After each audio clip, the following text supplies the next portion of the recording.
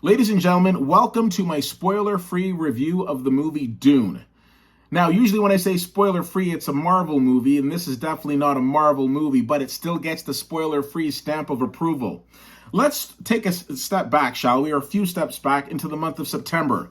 I was at the Toronto International Film Festival, and I will tell you, the most anticipated film at this year's festival, without a shadow of a doubt, was Dune.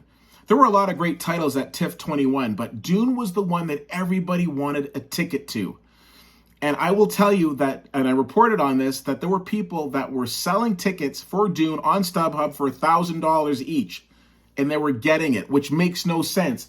TIFF was in September. The movie came out in October. People just couldn't wait. Now, moving on from the whole overinflated prices to go and see a movie, let's look at what TIFF did.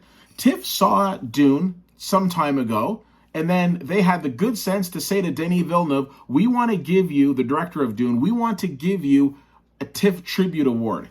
Now, the TIFF Tribute Award is a very prestigious award. They've only had these awards for a few years, but historically, in the class of people who get TIFF Tribute Awards, usually there is some sort of Oscar success that goes along with it. For example, last year, Chloe Zhao was awarded the TIFF Tribute Award, went on to win Best Director for Nomadland. Anthony Hopkins won the TIFF Tribute Award and shocked the world when he won Best Actor over the late, great Chadwick Boseman at last year's Oscars.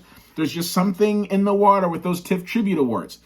I had the opportunity of speaking to, at the time, the co-head of TIFF, Joanna Vicente, and she regarded Dune as a cinematic achievement, and she couldn't have said it any better. Let me tell you something. We live in a world where every other movie is IMAX. Come see this movie in IMAX, that movie in IMAX. And I will tell you, it's a money grab.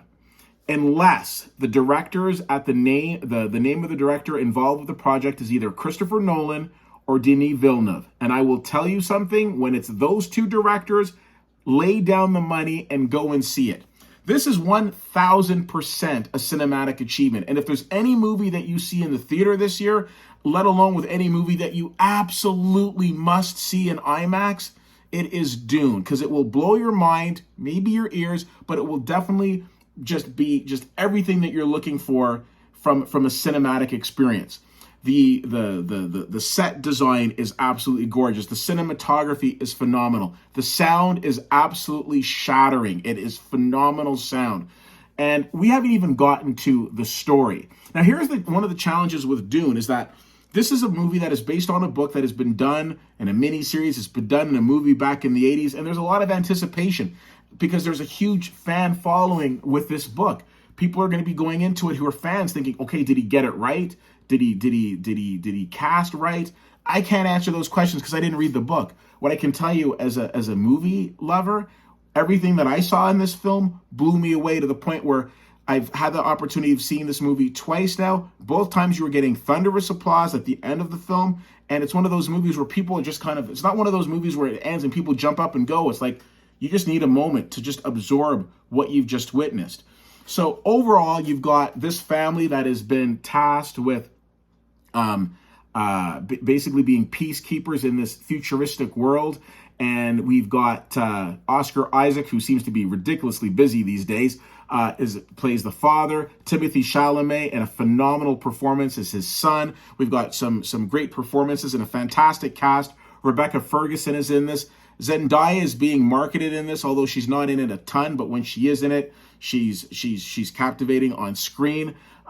We've got Jason Momoa is in this as well, Josh Brolin. It's a solid cast.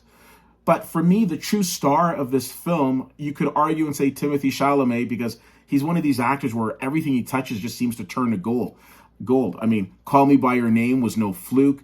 He was in a movie called Beautiful Boy, where he played an addict. He was fantastic. He has shown such wide range of his acting, and I would say he would probably be, if I'm naming like your top stars, he would be 1B. 1A for me is absolutely Denis Villeneuve. This is so much a Denis Villeneuve project. When you look at where he has come with his movies like Sicario and Arrival and Prisoners, and he's just done such a fantastic job and developed such a fantastic, wonderful resume of cinema. And I think Dune is just going to be that cherry on top, and hopefully the one that really propels him to award status.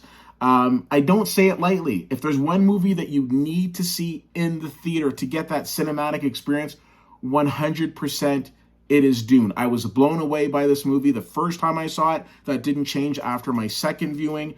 I think this is a fantastic, fantastic film, and I think it's long, but it doesn't feel long. It's 2.5 hours that'll go by relatively quickly. And here's the only disappointing part of it: it is a part one. It's a huge book. You can't really get the whole book, I don't think, in a couple of hours. So this is part one.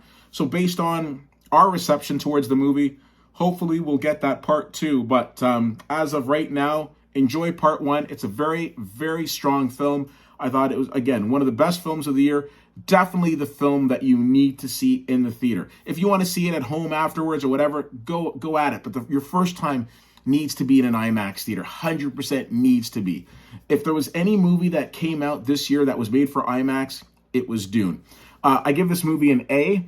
I would love to hear what you think if you have the chance to see it, so feel free to reach out. CFL_fan on Twitter, Facebook.com/WhittyWhittier and WhittyWhittier.com. Thank you so much for checking this out. My name is Keith, and I'll see you at the movies.